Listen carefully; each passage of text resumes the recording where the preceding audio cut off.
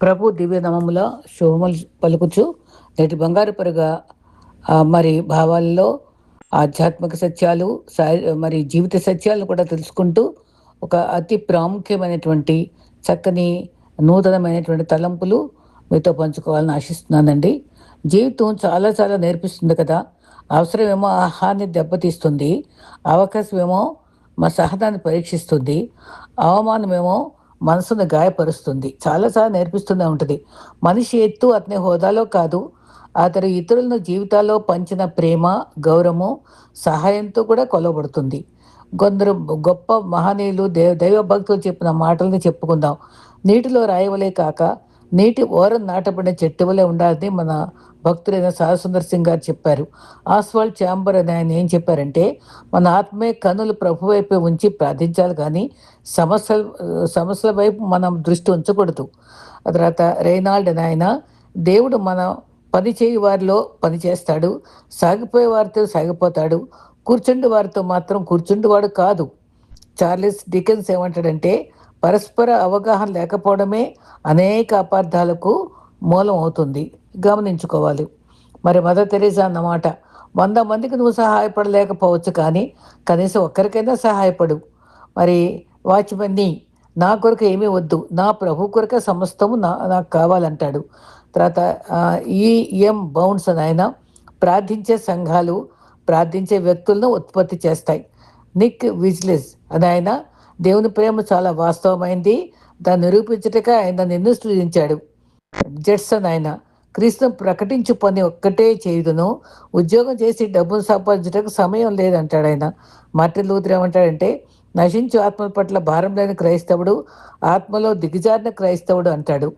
మరి థామస్ కే కెంపిన్ అంటాడు కదా, ఈ లోకంలో అడ్డంకులన్నింటినీ విదిలించి వేసి దేవుని కొరకు సమయం ప్రత్యేకించుటకు ఆనందపడేవారు ధన్యులు. అయితే కోరిన్ బో మంచి భక్తురాలు, లోకం చూసినప్పుడు బాధపడతావు, నిన్ను నువ్వు చూసుకుంటే నిరుత్సాహపడతావు, క్రీస్తును చూసుకుంటే నువ్వు నిజంగానే చాలా చాలా నెమ్మది పడతావు.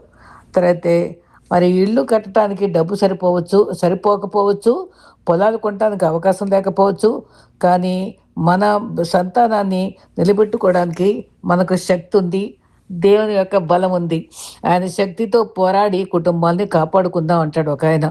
తర్వాత సమయాన్ని వృధా ఖర్చు పెట్టకూడదు, వీలైనంత వరకు ఇతరులకు సహాయం చేయాలి, ఇచ్చిన మాట నిలబెట్టుకోవాలి, అది వ్యక్తిత్వాన్ని వ్యక్తపరుస్తుంది. తప్పుడు వ్యక్తులను ఇంప్రెస్ చేస్తూ సమయాన్ని వృధా చేయొద్దు. హోదాతో సంబంధం లేకుండా అందరినీ గౌరవించాలి. కష్టంగా ఉన్నప్పుడే కూడా ఎప్పుడు నిజాయితీగా ఉండాలి. కాదు అని చెప్పడం బలహీనత కాదు, బలం తెచ్చుకోవాలి. ఆరోగ్యమే నిజమైన సంపద, అది కూడా గమనించుకోవాలి. కోరుకుంటే దొరకనివి, కోట్లు ఇచ్చినా కొనలేనివి కొన్ని రెండు ఉన్నాయట. అదేంటంటే, ఒకటి ఆరోగ్యము, ఆరోగ్యకరమైన శరీరము, అది చాలా అవసరమైంది. 2 ప్రశాంతమైన మనసు, అయ్యే మానవ జీవితం నిజమైన ఆస్తులట. దేవుడు ఇచ్చేటువంటి గొప్ప ఆస్తి అదే. మంచి స్నేహితుడిని ఎంచుకోవాలి, ఆ స్నేహితులు నీ భవిష్యత్తును ప్రభావితం చేస్తారు. దేవుని మార్గం నడిచే వారితో కూడా మనం సహవాసం చేస్తూ ఉండాలి. ఆ విశ్వాసం మనం ఆదుకుంటారు. నిన్ను బరువు అనుకున్న చోట భారంగా మారకూడదు, జరుగు అన్న చోట దగ్గరగా అవ్వాలని ప్రయత్నించకు.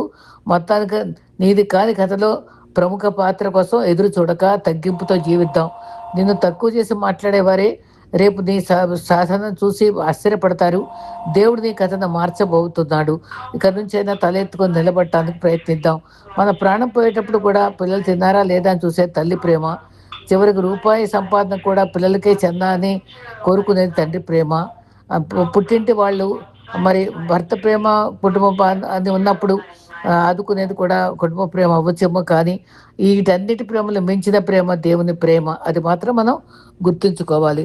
అయితే ఈ దినాన్న చెప్పబోయేటువంటి వాక్య భాగము చాలా చాలా విలువైనది. అది మరి నేను ఈ దినాన్న ఆనందము, సమాధానము ఇచ్చేటువంటి దేవుని వైపు నిరీక్షిస్తూ మనం ఒక చక్కని దర్శనంలో ఉండేటువంటి అంతరార్థాన్ని గ్రహించి మరి ప్రధాన యాజకుడైన క్రీస్తు యొక్క ఔన్నత్యాన్ని కూడా మనం తెలుసుకుందాం. యెషయా 66:1 ఒక చక్కని దర్శనాన్ని యెషయా చూశాడు. దానిలో నుంచి లోతైన అనుభవాలను ఒక భక్తుడు వెలికి తీయగా దాన్ని నేను సేకరించి మీతో పంచుకుంటున్నాను. అదేంటంటే, రాజైన ఉజ్జియా మృతి పొందిన తర్వాత అత్యున్నత సింహాసనంపై ఆయన దర్శనాన్ని చూస్తూ ఆయన చొక్కా అంచులు దేవాలయంతో నిండుకున్నాయట. కలిగలేదు, నిండుకున్నాయి. అక్కడ ఆ ఒక్క మాటనే గుర్తుపెట్టుకుని ఆయన చొక్కాయి అంచులు అనే మాట మీద ఆయన ఎంతో లోతైన గంభీరమైనటువంటి సందేశాన్ని ఇచ్చారు. అయితే మరి పెద్ద ప్రవక్తల్లో ఒకడే యెషయా. మరి ఎక్కువ కాలం ప్రకటించిన వారే పెద్ద ప్రవక్తలు, స్వల్ప కాలం ప్రకటించిన వారేమో చిన్న ప్రవక్తలు. అయితే పరలోకం తెరవబడిన దర్శనాన్ని యెషయా చూశాడు. మరి యోహాను శిష్యుడు ప్రకటనలో కూడా దేవుని దర్శనాన్ని చూశాడు. హెజ్కేల్ కూడా దేవుని దర్శనాన్ని చూశాడు. ఆ దృశ్యం చాలా గొప్పది. దేవదూతలు, సెరూపులు, కెరూపులు అక్కడ కనబడతారు. అది మహా అత్యుత సింహాసనం కనబడుతుంది. అక్కడ 6 రెక్కలు కలిగినట్టు వారు ఉన్నారు. మరి రెండు రెక్కలతోనే ఎగురుతాయి, 2 రెక్కల మొఖాలు కప్పుకుంటాయి, 2 రెక్కలతో కాళ్ళు కప్పుకుంటాయి. వాళ్ళు వారు కొన్ని దూతలైతే వర్తమానం తెచ్చే వాళ్ళగా ఉంటారు. వీళ్ళైతే పెద్ద పెద్ద దూతలు అన్నమాట. అయితే ఈ దూతలు మరి ప్రవక్తలు జనులను ఉద్దేశించి దేవుని చెప్తారు. దేవుని మాటలే ప్రజలకు తెలియజేస్తారు. ఈ కొత్త దర్శనాన్ని యెషయా చూసినప్పుడు పరలోకం ఎట్లుందో కొంత మనం కూడా అర్థం చేసుకోగలం. మరి బలమైన మహా దేవదూతలను చూశాడు. ఆ దూతలు తగ్గింపుతో మరి మరి కవర్ చేసుకోవడం చూస్తున్నాం. స్తుతిస్తున్నారు. కోట్లాది దేవదూతలు కూడా స్వరాలు కలుపుతున్నారు. ఆ స్వరాలకట ద్వారపు కమ్ములు అదురుతున్నాయి. స్తుతి పైకి చేరాలి. మరి ఆ యెషయా ఆ దర్శనాన్ని చూసి గర్వించలేదు, కానీ తన స్థితిని గ్రహించుకున్నాడు. అప్పుడు ఏమన్నారంటే, నా పెదవులు అపవిత్రంగా ఉన్నాయి. అప్పుడు ఆ దూత పెదవులు కాల్చి పవిత్రపరిచాయి. జనులకు చెప్పుటకు నాకు ఇంకెవరున్నారని చెప్పగానే నేను ఉన్నానని చెప్తాడు. అక్కడ పవిత్రపరచబడగానే ఇశ్రాయేలీయులను పరిపాలించిన రాజుల్లో ఉజ్జియా కూడా ఒకడు. అక్కడ మొదటి మాటలోనే ఉజ్జియా అనే మాట ఉంది. ఆ రాజుకు పరిపాలించిన ఆయన 16వ ఏట ఉజ్జియా రాజుగా చేరి అందరికంటే ఎక్కువ 52 ఏళ్ళు పరిపాలించాడండి. కానీ చివరి రోజుల్లో నిలిచిన వాడు పడిపోకుండా చూసుకోవాలి. మరి సొలొమోను కూడా అంతే, ఎంతో గొప్పగా ఉన్నాడు, కానీ చివరికి పతనమయ్యి మరి విశ్వాస వీరుల్లో చేరకుండా పోయాడు. సంసోను పశ్చాత్తాపడి దానిలో చేరాడు. అదే రీతిగా ఉజ్జియా కూడా చివరి రోజుల్లో యాజకు యొక్క పని చేసి తను శాపం పొంది చివరికి తను చాలా పతనానికి దారి దారి అవడం, మరి చాలా చాలా దేవునికి వ్యతిరేకంగా యాజకుల పని తను చేయడం, అది అది చేయకూడని పని చేసి శిక్షకు పొందాడు. కుష్ఠవ్యాధి గురయ్యాడు.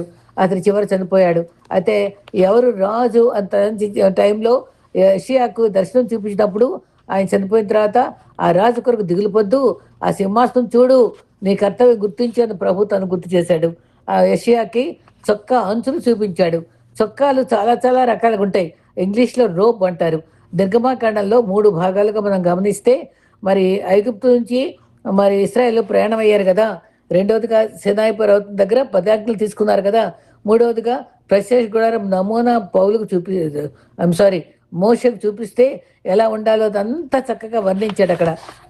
వర్ణించినప్పుడు ప్రత్యక్ష గుడారంలో అక్కడ కూడా కెరూబుల సెరూపుల మధ్య దేవుడు అక్కడికి మోషేతో మాట్లాడటానికి నిలబడేవాడు. ఇక్కడ కూడా కెరూబుల సెరూపుల మధ్య వాళ్ళు స్తుతించడం కూడా ఈ యెషయా చూశాడు. అక్కడ మోషే కూడా అక్కడ ఏర్పరిచాడు నమూనా.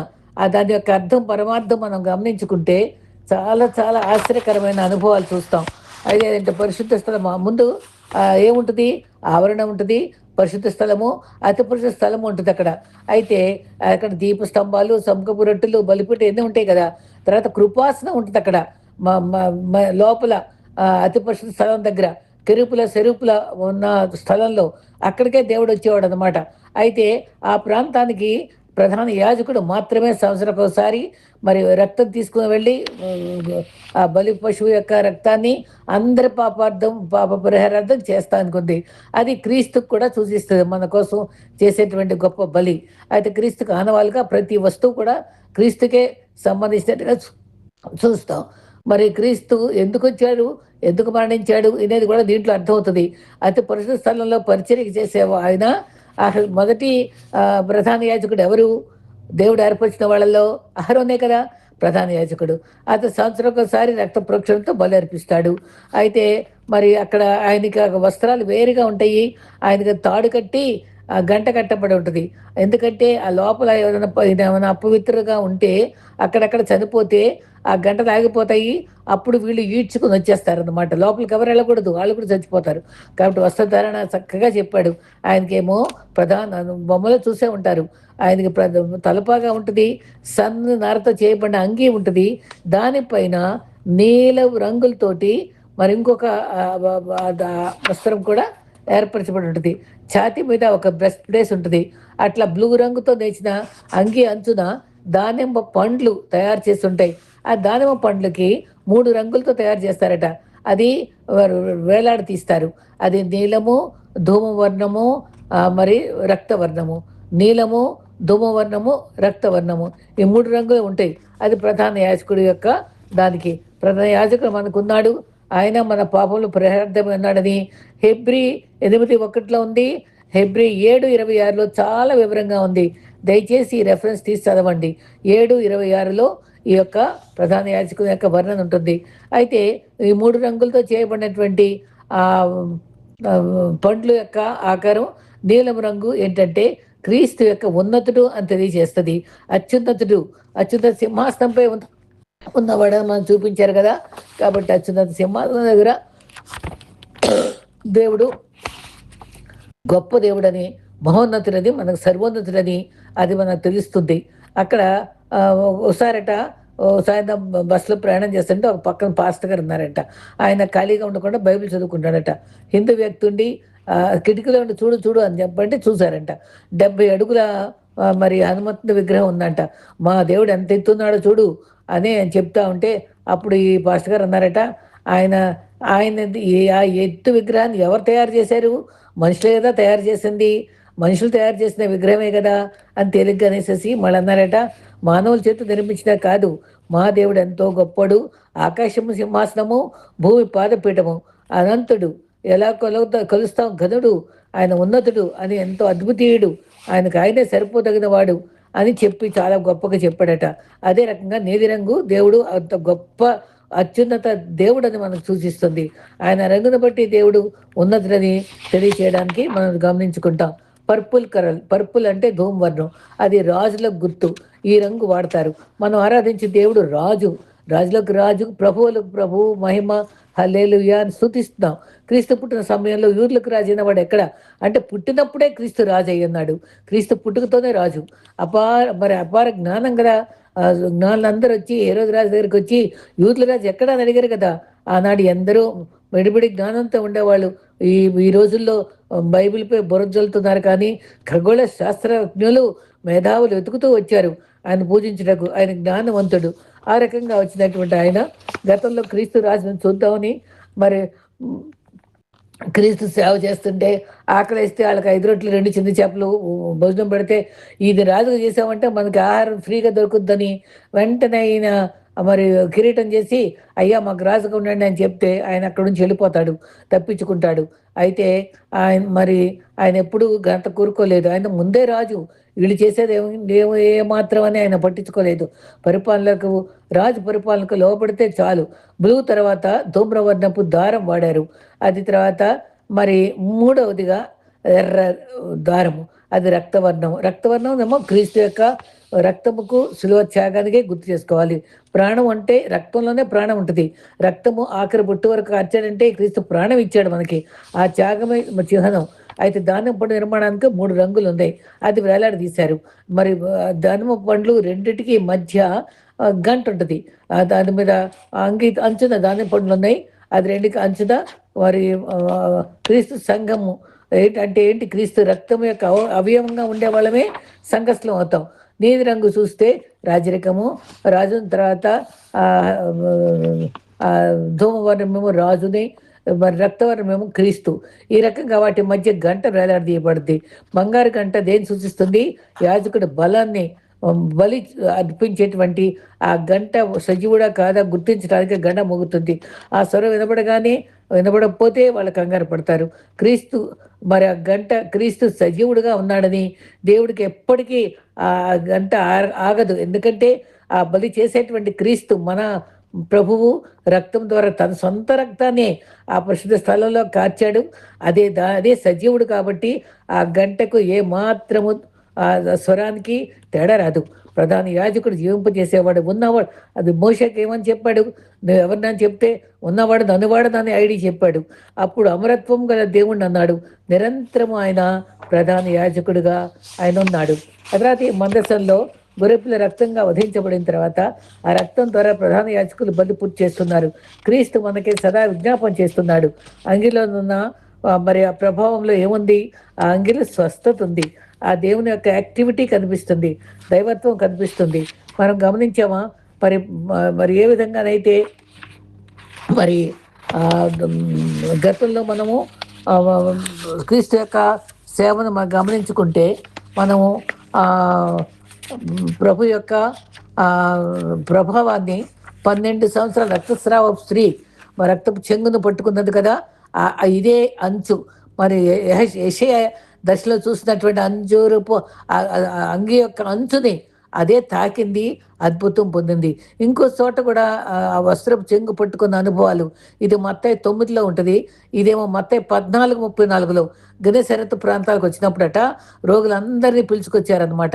అప్పుడు అందరూ చేయి పుట్టుకుని ప్రార్థించడానికి కుదరక వస్త్రపు చంగు పుడితే చాలనుకుని వస్త్రపు చంగు నువ్వు ఇవ్వండి అయ్యా అని అప్పుడు వస్త్రపు చంగును ముట్టుకోమంటే వాళ్ళందరూ ముట్టుకున్న వాళ్ళు స్వస్థత పొందారట. కాబట్టి వస్త్రపు చంగుకి ఎంత, అంచుకి ఎంత విలువ ఉందో మనం గమనిస్తాం.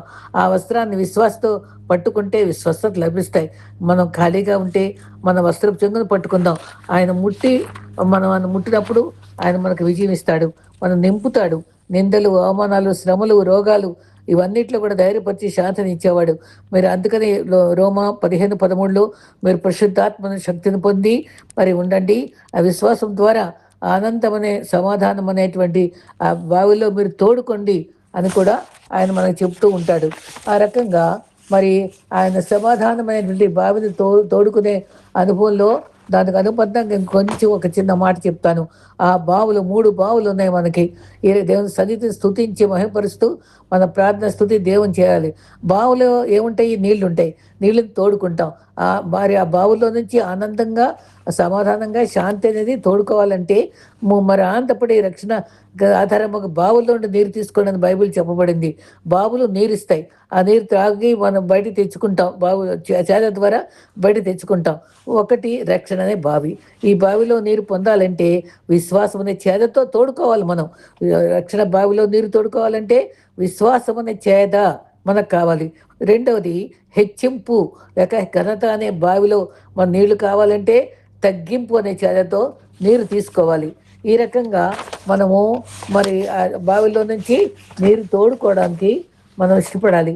ఆ రకంగా మరి మొదటి బావి చూసుకున్నాము, మరి రెండవ బావి చూసుకున్నాము, మరి మరి మూడవ బావి కూడా ఈ మనం ఏదంటే మూడవ పూర్ణ శాంతి అనే బావిలో నుంచి అది తోడుకోవడానికి ఆ చేద ఆయన మీద ఆనుకునే అనే చేదను తీసుకుంటే దాంట్లో మనం పొందుకుంటాం.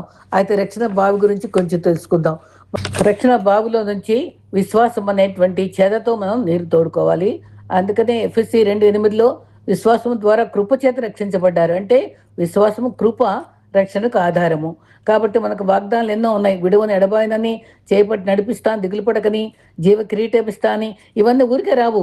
ఆశీర్వాదాలని కండిషనల్, ఆయన షరతులతో కూడినాయి. ఆజ్ఞలు అంగీకరించాలి, సర్వశక్తులను నమ్మాలి, విశ్వాసం ఉండాలి. అప్పుడే మనం రక్షణ పొందేటానికి మనము అర్హులంగా ఉండేటువంటి పరిస్థితిలో మనం కనబడతాం అన్నమాట. ఈ రకంగా మనము దేవుని యొక్క కృపలో మరి దేవుని యొక్క సన్నిధి మనం వెతుక్కుంటూ మరి మరి 3 బావుల గురించి తెలుసుకుంటాం కదా. మనం స్తుతి దేవుని యొక్క కృపలో మరి విశ్వాసం అనేటువంటి బావిలో తోడుకుంటాం. అంతేకాకుండా మనము మరి రెండవదేమో మరి రెండవ బావిలో మనము విశ్వాసంతో పాటుగా మనకి చాలా చాలా చాలా మరి అనుభవపూర్వకంగా వచ్చేటువంటి కృపల్లో మనము మరి ఆశీర్వాదాలు పొందుకోవాలంటే రక్షణ బావితో పాటుగా మూడవదేమో పునఃశాంతితో బావిలో మరి చేదుకుంటాము. అలా కాకుండా మరి రెండవదిగా మనము మరి బావులు మరి మూడు బావులు మనకున్నాయి ఇక్కడ. మనము ఆశీర్వాదకరమైనటువంటి బావుల్లో నుంచి మనం తోడుకునేటువంటి తగ్గింపు కావాలి. హెచ్చింపు కావాలంటే మనం తగ్గించుకునే వారంగా ఉండాలి. గొప్ప కార్యాలు చూస్తాం. మరి క్రీస్తు ఇచ్చే రక్షణ కొందరికే లభిస్తుంది. ఎవరు అంగీకరిస్తారో వాళ్ళకే రక్షణ. మనం ప్రాణం పెట్టింది ఆయన అందరి కొరకు, కానీ మనం కొందరే ఆయన అంగీకరిస్తున్నాం. కాబట్టి రక్షణ కోసం ఆయన చేతులు చాచి కనిపెడుతూ ఉన్నారు. మరి ఎఫ్ఎస్సిలో కూడా మాసిడోనియా వెళ్ళినప్పుడు పౌలు అక్కడ రోమా రాజధాని కదా అది ఎఫ్ఎస్సి, అక్కడ వాళ్ళందరూ కూడా మైనర్ ఆసియా దగ్గర ఇస్తాంబుల్ టర్కీలో ఉంది. విగ్రహారాధనలో డయానా దేవాలయం పెద్దది ఉంటుంది. నేను కూడా చూసానండి. అది అది 100 పిల్లర్స్తో ఉంటబడింది. శిథిలాలే ఉన్నాయి, విగ్రహాలు ఉండేది అనమాట. అక్కడ మాతృకల ప్రభావం చాలా చాలా ఎక్కువగా ఉండేది. మాతృకలు చాలా మంది నేడు శిథిలాలు. అయితే అర్థమయ్యే దేవాలయం ఉండేది అక్కడ. ఇప్పటికి కూడా స్తంభం ఉంది. మరి 100 స్తంభాలతో నిర్మించబడినటువంటి దేవాలయం అది. అది ఎఫ్ఎస్సిలో ఉన్నప్పుడు నదీ తీరాన మరి ఎవరికి ఎక్కడ ఉండాలో తనకు పాపం ప్రభు వెళ్ళమంటే వెళ్ళిపోయాడు. అక్కడ పౌలు కొందరు స్త్రీల దగ్గర నదీ తీరాల వాక్యం చెప్తుంటే లూది అనే ఆవిడ ఉదారంగా మరి పొడి అమ్ముకునే ఆవిడ హృదయం తెరిచి మీరు మా ఇంటికి రండి అని అక్కడ శిష్యులతో సహా అందరినీ కూడా ఆహ్వానించి అసలు నిజంగా ధైర్యంగా ఆ ఇంట్లో ఆతిథ్యం ఇచ్చింది అనమాట. ఆమె ద్వారానే ఫిలిప్పి సంఘం కూడా ఏర్పడింది అంటారు. తర్వాత మరి ఏ విధంగా ఆ ప్రాంతంలోనే సైతాన్ ప్రభావంతో బోధ చెప్పేవాళ్ళు, భయంకరంగా సోది చెప్పేవాళ్ళు ఉంటారు. వాళ్ళ ద్వారా డబ్బులు సంపాదించే వాళ్ళు ఉంటారు, భవిష్యత్తు చెప్పేవాళ్ళు. అదంతా దయ్యం స్వభావం. అది గమనించి యేసు నామంలో వాళ్ళని గద్దించగానే వాళ్ళ వాళ్ళ యొక్క డబ్బు పోయిందని ఇది చెరసాల్లో వేయిస్తారు. పౌలు శీలలు బండల్లో వేయించి వాళ్ళు కదలకుండా బంధించినప్పుడు వాళ్ళు పాటలు పాడుతూ ఉన్నప్పుడు ఆ జైలు వాళ్ళందరూ ఆశ్చర్యపడతారు. జైలు యజమాని కూడా ఆశ్చర్యపడతాడు. కానీ అక్కడ భూకంపం వస్తుంది. ఆ పాటలు పాడుతూ ఉన్నప్పుడు భూకంపం వచ్చినప్పుడు అప్పుడు అందరూ కూడా అక్కడే ఉంటారు, ఎవరో బయటికి వెళ్ళరు.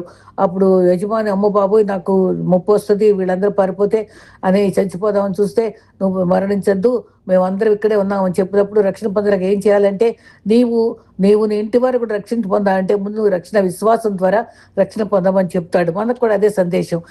మనం విశ్వాసం ఉంచితే ఆయన మనము మన ఇంటి వారిని కూడా రక్షణ పొందుతామనే గుర్తుతో మరి కష్టాల్లో పౌలు శీల వల్ల పాటలు పాడటం కూడా మనం నేర్చుకోవాలి.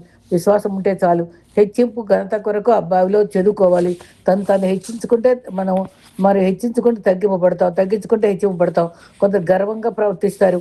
దేవునికి ఇవ్వడం నేర్చుకుని పేదవాళ్ళని ప్రేమించడం నేర్చుకుంటే ఒక్కొక్క మెట్టు దేవుడు మనల్ని మరి నిజంగానే రిప్కా అందరికీ ఇస్సాకు భార్యగా ఎలియాజు దగ్గరికి వెళ్ళినప్పుడు, ఎలియాజు అబ్రహాం యొక్క సేవకుడు వెళ్ళినప్పుడు ఇస్సాకు భార్య కొరకు ఒంటిలకు కూడా నీళ్లు పోస్తుంది, తగ్గింపుతో పోస్తుంది.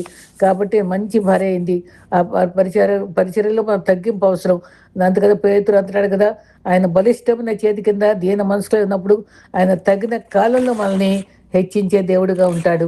ఇటువంటి తగ్గింపుతో మనకు కావాలంటే, రక్షణానుభవంలో మనకు నిలబడాలంటే, ప్రభు కృపలో మనం ఎదగాలంటే, మనను పూర్ణ శాంతి గలవానిగా మనం మరి ఉండాలంటే మరి దేవుని మీద ఆనుకునేటువంటి చేదను మూడో చేదగా తీసుకోవాలి.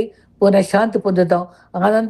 ఆనంద సమాధానము, సంతోషము మరి ఈ 3 బావుల గుండా మనము మరి విశ్వాసమునే బావి గుండాను, తర్వాత తగ్గింపునే చేదగుండాను, మరి మరి పూర్ణ శాంతిని చేదగుండా చేదుకొని మనం ఒక అమూల్యమైనటువంటి నిధులను జీవితంలో ప్రభు ఇచ్చేటువంటి కృపలతోటి మనం పొందుకుందాం. అట్టి కృప ప్రభు మనందరికి అనుగ్రహించిన గాక. ఆమేన్.